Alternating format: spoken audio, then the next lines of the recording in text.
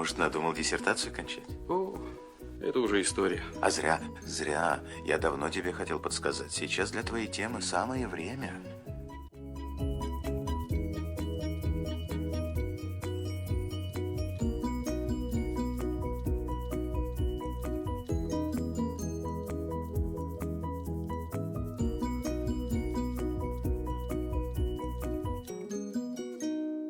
Учащиеся также начинают свое обучение на рабочем месте с различным уровнем сформированных компетенций, что в свою очередь может влиять на баланс соотношения затрат и результатов. Именно поэтому хорошо организованные программы профессионального образования являются гибкими.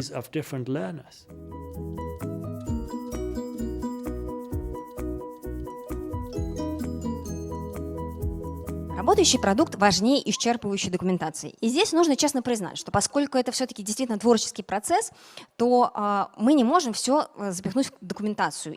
Поэтому мы прекрасно понимаем, что итоговый продукт может вообще довольно сильно отличаться от концепции, и это нормально.